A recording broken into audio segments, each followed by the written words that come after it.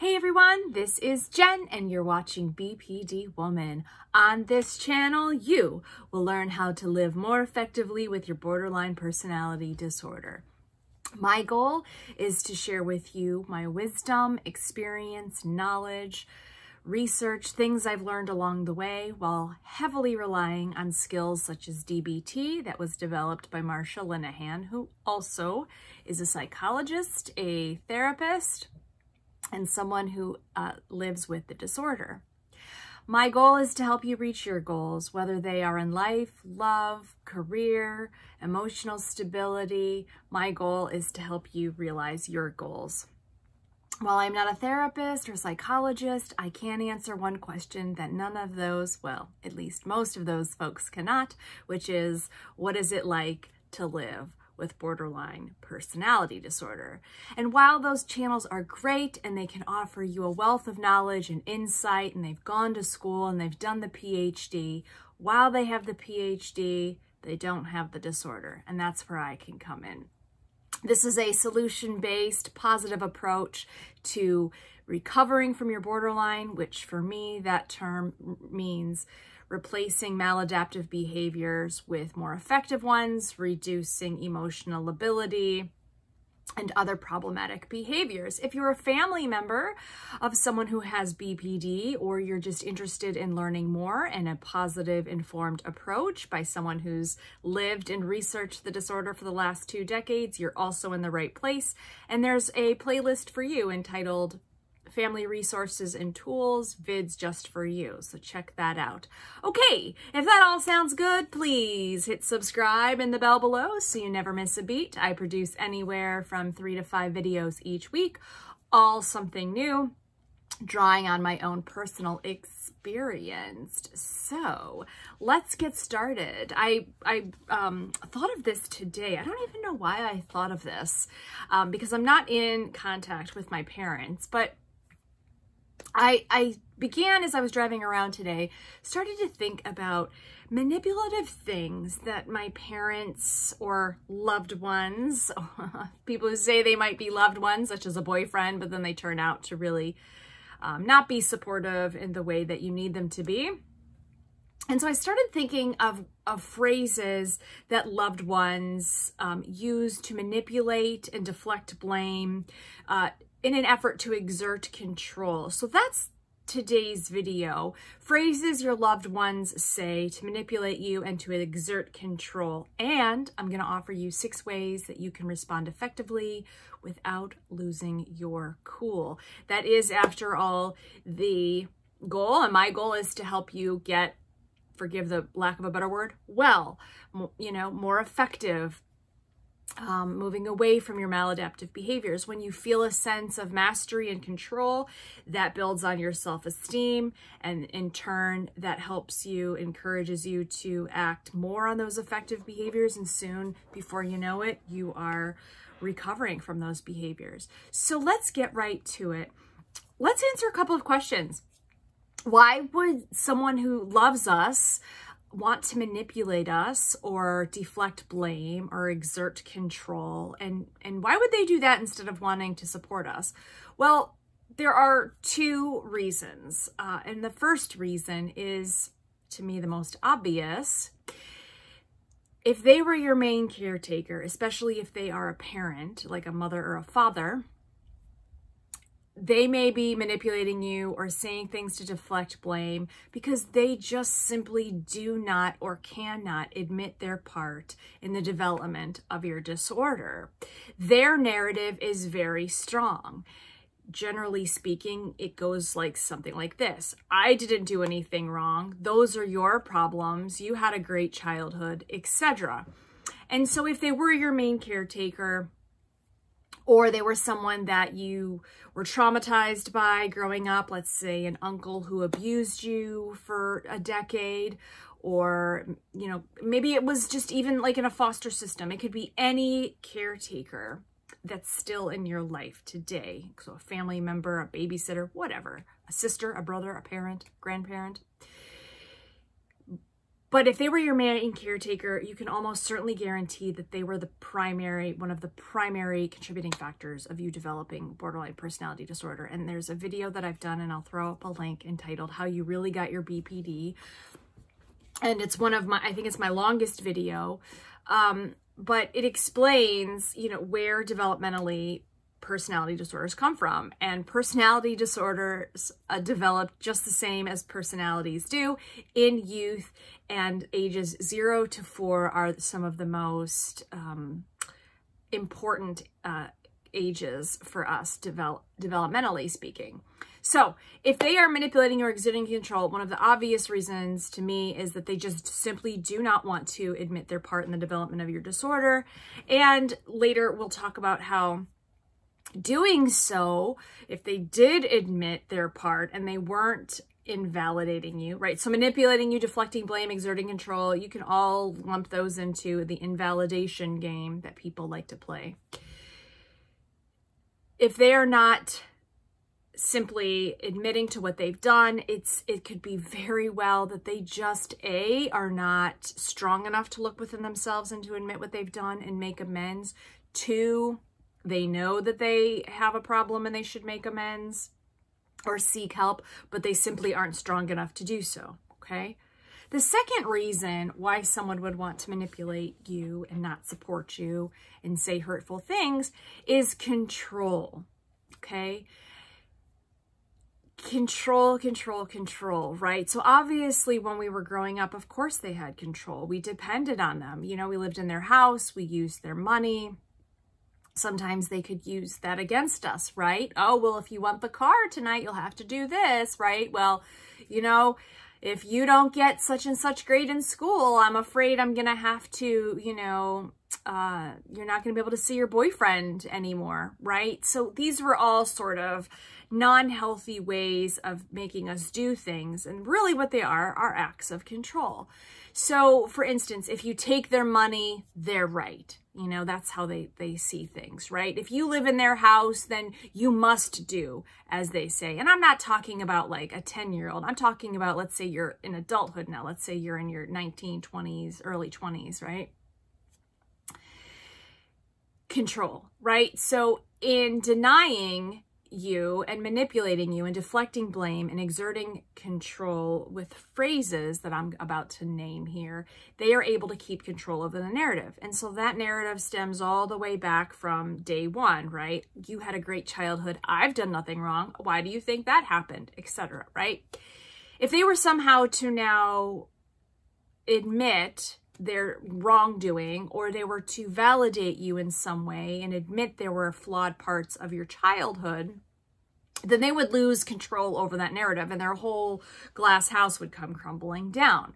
So I'm going to name some things, some common phrases that I've personally heard in my life, and in some other ones, and I'm probably going to name maybe about a dozen or so here. So these are some common phrases that you may have heard loved ones say to deflect blame or exert control.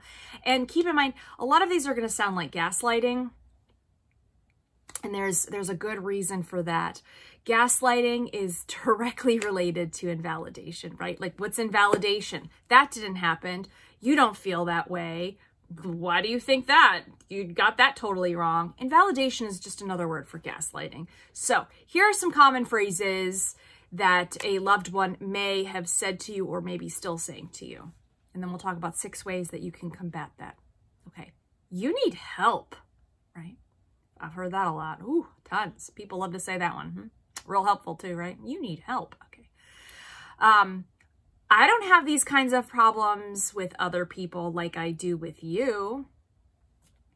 Okay. You're sick.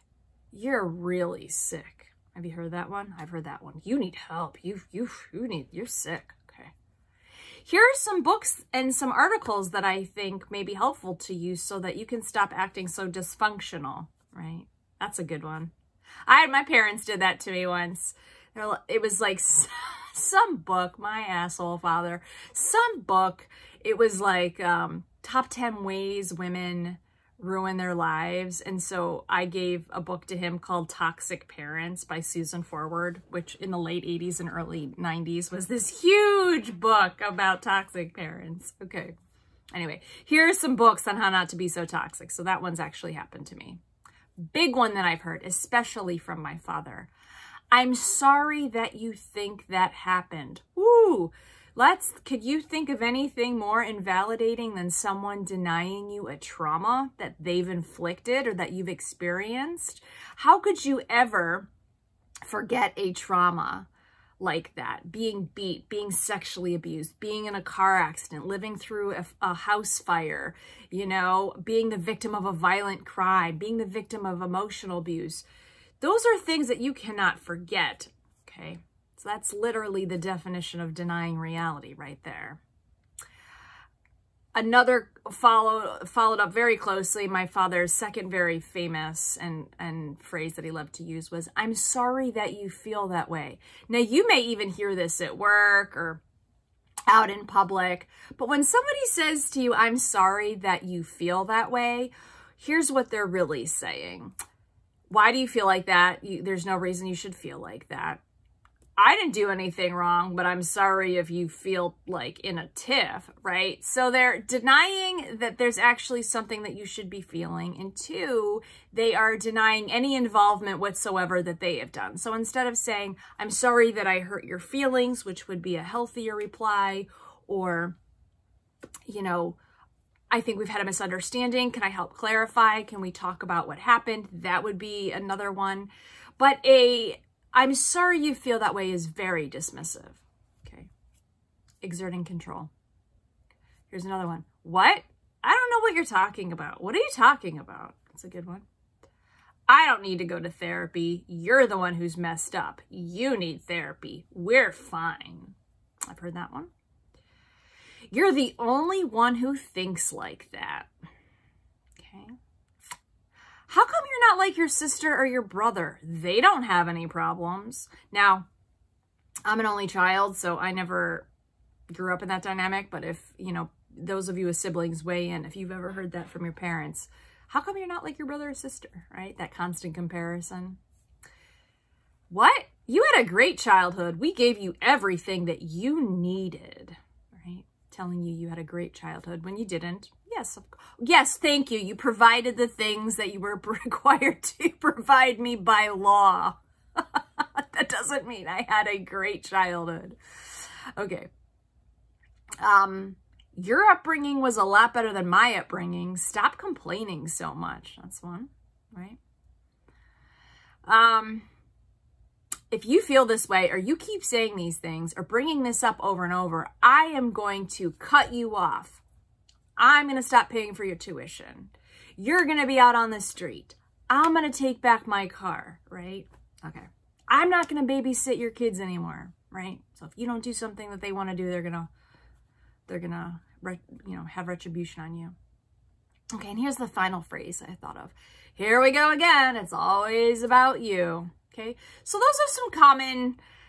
Drop me a line in the comments below if you heard of any of these phrases. Do any of these sound familiar? Are any of these particularly triggering? You know, for me, I'm sorry that you feel that way and I'm sorry that you think that happened are probably the most triggering and toxic for me. And I'll tell you that I've even had therapists say, I'm sorry that you feel that way. And to hear that from a therapist, I became enraged. I was like, that's actually going to be a different video that I do. There's a few that I'm working on. One is, you know, when it's time to leave therapy and when therapy in itself becomes toxic. And another video that I'm doing is, how DBT, and certain therapy groups can over time sort of become like a cult. So that doesn't mean I'm saying that DBT is not good. That's not what I'm saying. But I am saying that sometimes a group mentality takes over and then the very thing that you were meant to start doing, thinking for yourself, you don't do. You start having a group thinking. Anyway, different video. I digress. Okay, so now we've talked about these triggering phrases. Drop me a line below if you've heard any of these. Now I'm going to give you 6 tips here on things that you can do to combat it and stay in control, stay regulated.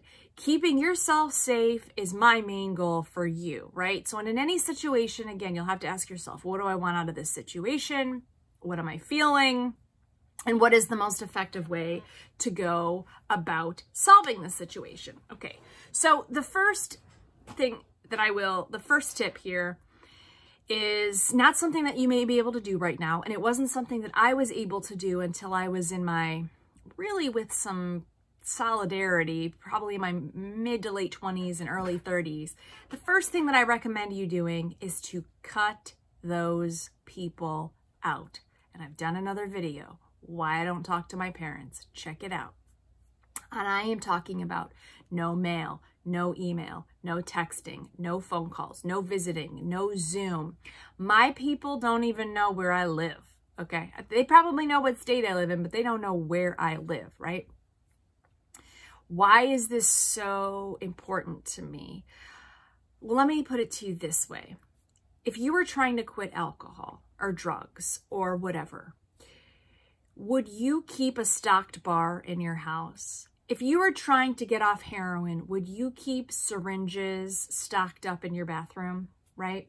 The answer most likely is probably not. You would probably try to remove those substances that were toxic and harmful to you and just remove them from your sight until in your mind you could get it straight that this is why I don't want to do drugs. This is why I've done drugs. This is why I need to get off drugs, right?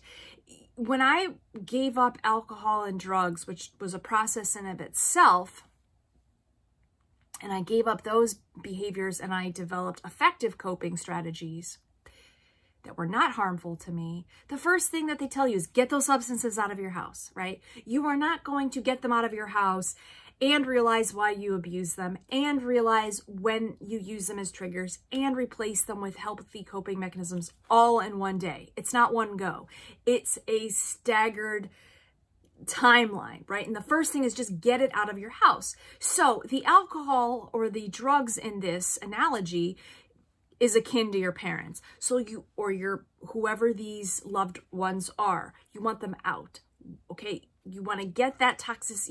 You got to stop drinking their Kool-Aid, literally. You got to stop drinking what they're giving you. Now, I am absolutely convinced that a large majority of my progress and recovery has been incredibly helped and supported by the fact that my parents are no longer in my life. My father, it's been about 15 years, and my mother I haven't spoken with in 6 years. That poison or group thinking can really permeate in a deep, deep way, you know? And for me, that meant I also had to cut out other family members. Like my mother is one of 9 children, and I would love to keep in contact with some of my aunts and uncles and cousins, some I've never even met. However, when 50 people are on her side, right, and they're all in line with what she's thinking and they're going along with what she's telling them, 50 people against one is a lot, right? And so I'm not going to turn all of their feelings. I'm not going to, you know, change the way they feel. And honestly, I wouldn't want to. That's not my business. That's not where I want my energy to go.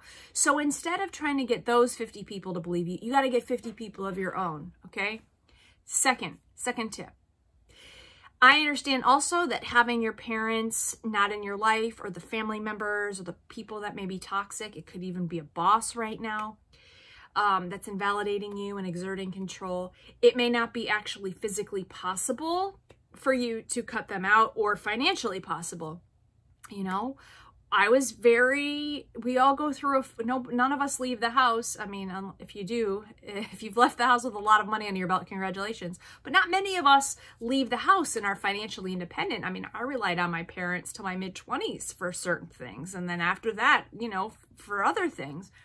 So it may not, they may live next door to you, right? They may live in your same building. You may have bought a house and they live around the corner from you. So if for reasons of your own choosing and your own needs, it is not physically possible to cut them out altogether, then the second thing that you can do here is just really limit your interactions with them, right? If you can't get all of the alcohol out of the house, then try to just keep 1 6-pack, right? Okay, instead of having the stocked bar, you're gonna have like one like tiny airplane bottle of whiskey, okay? The key here is that you're trying to limit the amount of this energy or this toxicity into your life as possible, right? There's no black or white here. You don't have to go all in or all out necessarily. For me, I did. Woo. For me, I did. That was a very black and white decision. I need them out. It's not helpful. And that wasn't just one and done. I mean, I gave them lots of chances. I was like, well, maybe I have this wrong. Well, let me try this. Well, let me try this, right? It didn't work. It took me a long time to get there, and maybe you're mid-process this yourself, you know? Anyway, okay. Anyway, so try to limit your proximity, your interaction, you know, don't talk to them every day. Maybe it means not talking to them every week, perhaps, right? And a nice thing to do here, coinciding with this, is to track how you feel after interactions with them, and track how you feel on days that you haven't had interactions with them.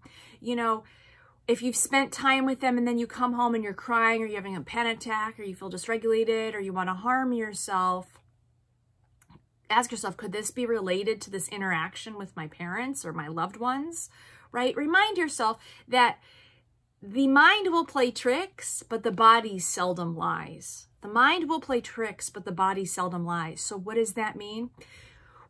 We are deep thinkers, I think, those of us with BPD, and sometimes that means we're overthinkers. And so we may think, well, you know, she didn't really mean it like that. My mom really cares about me. I know my mom loves me. Like, I know that she made that nasty comment about my boyfriend only because she cares about me, right? But if inside your stomach is tense and you're like biting your nails, those are not good signs, right? So the mind may play tricks and try to negotiate with us, but the body is going to tell you just how they see it. Okay, 3. In keeping with number 2, if you are not able to gain a large distance or cut your family out altogether, or, you know, if you must have interaction or you want to have interaction, then the next thing that I recommend is having an emotional support sidekick, right? So this could be a spouse, it could be a friend, it could be a neighbor. You don't even have to tell them sometimes that you're enlisting them to be your emotional sidekick, right? Sometimes if you bring another person around, and I know this may be hard right now because of the pandemic, but when you bring another person to a party or to an event, people act a lot differently, don't they? They get really much better on their behavior, right? Like they mind their P's and Q's.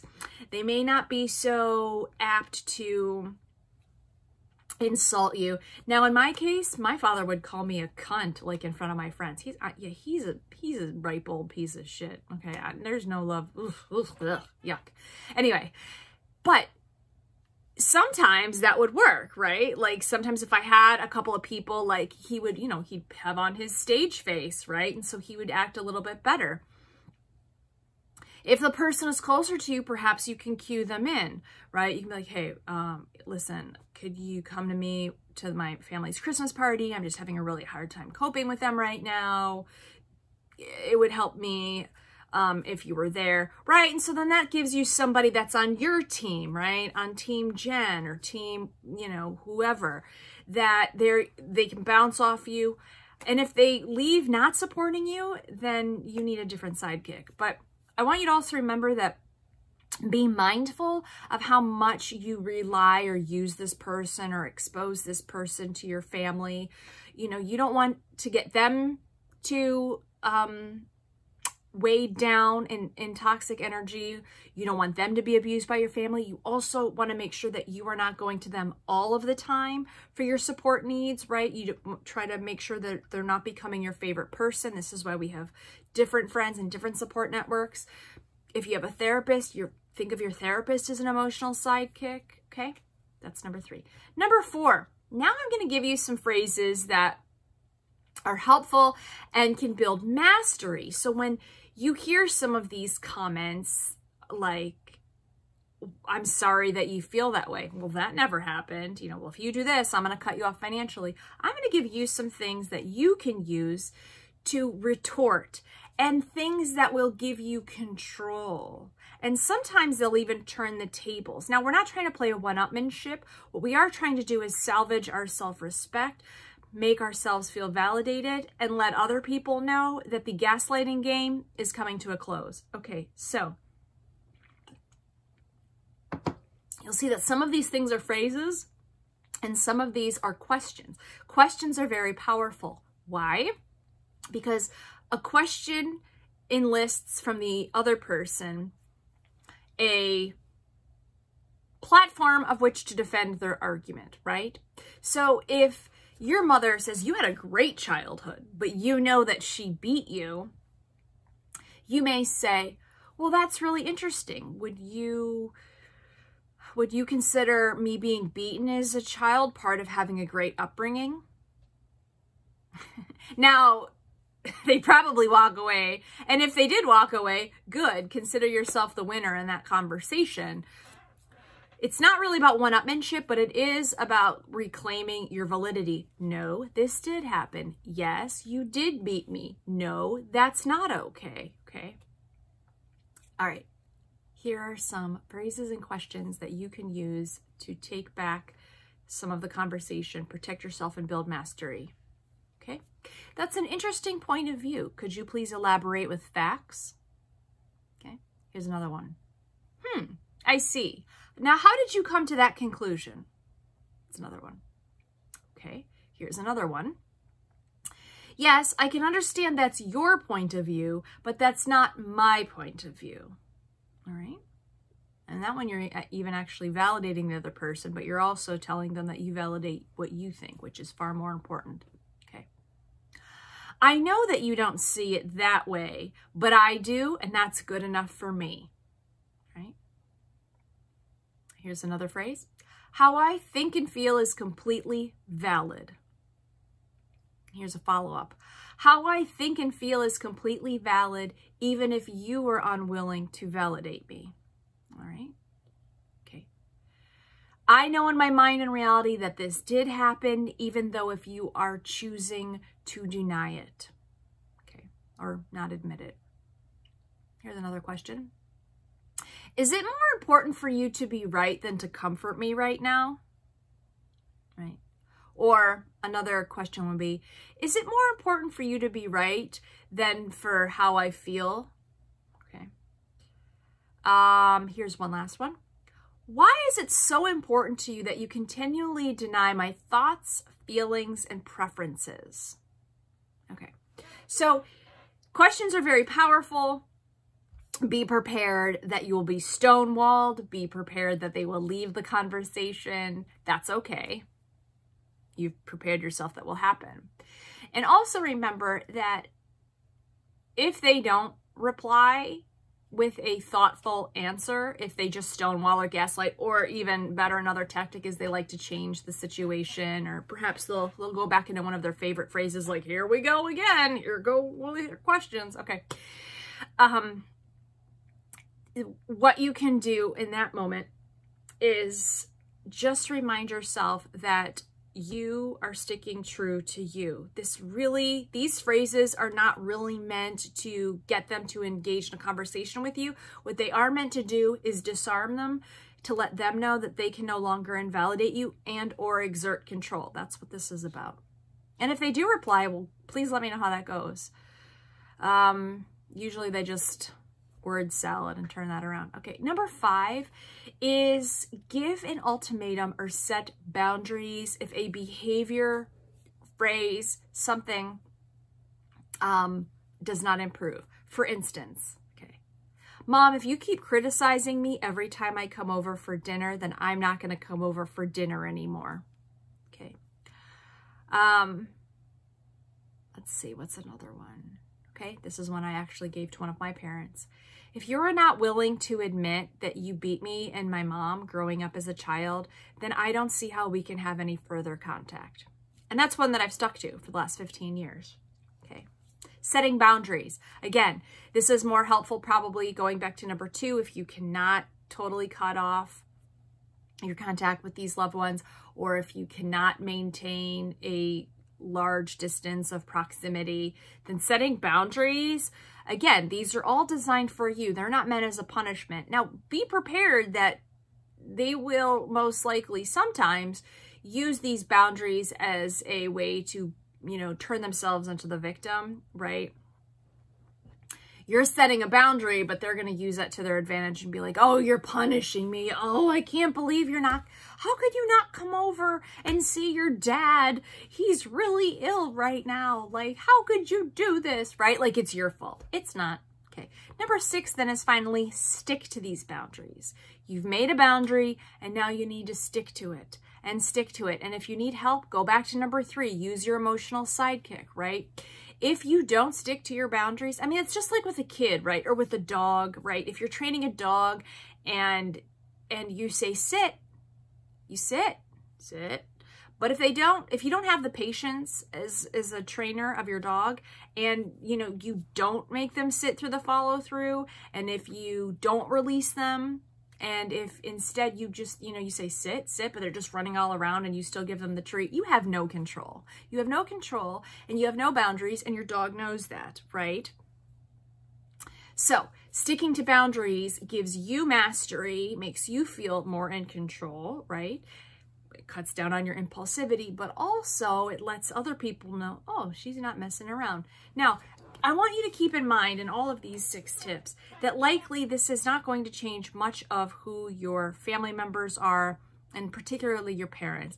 It is highly unlikely they are going to change, especially the older they get. I am not saying that it's not impossible.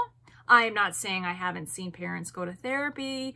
I'm not saying I haven't seen loved ones read books, but the commitment to doing those things is deep and long, and it's a process. As you know, you've likely been in therapy and DBT.